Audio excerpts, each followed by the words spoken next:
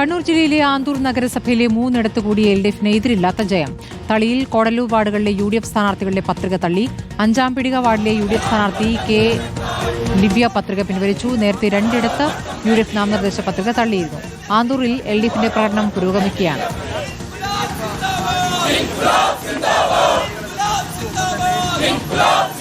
അഭിജിത്ത് മുഴക്കുന്നുണ്ട്. അഭിജിത്ത്, ഇപ്പോൾ ആന്തൂറിൽ 3 കൂടി LDF എതിരില്ലാതെ ജയിക്കുന്നത് UDF സ്ഥാനാർത്ഥികളെ ഭീഷണിപ്പെടുത്തിയാണെന്നടക്കമുള്ള ആരോപണം ഇന്നലെ പ്രതിപക്ഷ നേതാവടക്കം ആ പ്രതികരണവുമായി രംഗത്ത് വന്നിരുന്നു. എന്താണ് ഇപ്പോൾ അറിയാനാകുന്നത്?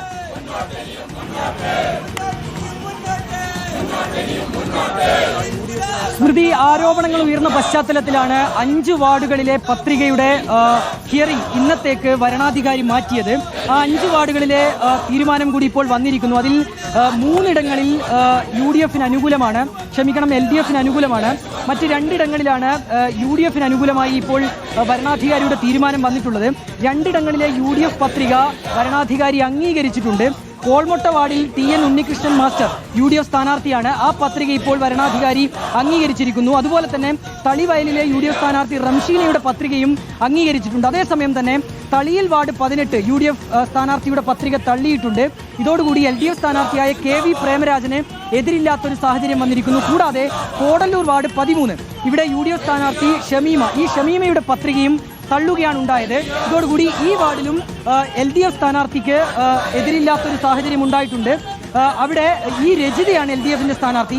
കൂടാതെ കഴിഞ്ഞ ദിവസം LDFുകാർ തട്ടിക്കൊണ്ടുപോയി എന്നുള്ളൊരു ആരോപണം ഒരു സ്ഥാനാർത്ഥിയെ സംബന്ധിച്ച് UDFുകാർ ഉന്നയിച്ചിരുന്നു. അത് 5-ാം പീടിക വാർഡാണ്. ഈ വാർഡിലെ വാർഡ് 26 ഇവിടെ UDF സ്ഥാനാർത്ഥിയായ കെ ലിവ്യ ഇന്നിപ്പോൾ പത്രിക പിൻവലിച്ചിട്ടുണ്ട്. ഫലത്തിൽ നോക്കുകയാണെങ്കിൽ സ്മൃതി, ആന്തൂരിൽ 29 വാർഡുകളാണുള്ളത്. അവിടെ ആകെ 5 LDFിന് എതിരില്ല. 2 വാർഡുകളിൽ LDF മാത്രം പത്രിക നൽകുകയായിരുന്നു. 2 വാർഡിൽ UDF പത്രിക തള്ളുകയും ചെയ്തിട്ടുണ്ട്. കൂടാതെ 1 വാർഡിൽ UDF സ്ഥാനാർത്ഥി പത്രിക പിൻവലിക്കുകയും ചെയ്തു. അങ്ങനെ 5 LDF സ്ഥാനാർത്ഥികൾക്ക് എതിരില്ലാത്ത സ്ഥിതിവിശേഷം വന്നതോടുകൂടിയാണ് ഇപ്പോൾ ഈ 5 സ്ഥാനാർത്ഥികളുമായി LDF നഗരത്തിലൂടെ തങ്ങളുടെ വിജയപ്രകടനവുമായി ആഹ്ലാദ പ്രകടനവുമായി മുന്നേറുന്ന ഒരു കാഴ്ചയുള്ളത്. നമുക്കറിയാം, ആന്തൂർ നഗരസഭയെക്കുറിച്ച് പറയുകയാണെങ്കിൽ അവിടെ നേരത്തെ തന്നെ LDF പ്രതിപക്ഷമില്ലാതെ ഭരിക്കുന്ന ഒരു നഗരസഭ കൂടിയാണ് ആന്തൂർ നഗരസഭ. അതുമായി ബന്ധപ്പെട്ട കുറച്ച് ആരോപണങ്ങളൊക്കെ UDF ഉന്നയിക്കുകയും ചെയ്തതാണ്. എന്നാൽ അതേസമയം തന്നെ ജനാധിപത്യപരമായ രീതിയിലാണ് തങ്ങൾ മുന്നോട്ട് പോകുന്നത് എന്നുള്ള മറുപടിയാണ് LDF ആ ഘട്ടത്തിൽ നൽകിയത്. വിവരങ്ങൾ നൽകിയത്. ആന്തൂറിൽ എല്ലായിടത്തും ഇപ്പോൾ LDF വിജയമാണ്. അപ്പോൾ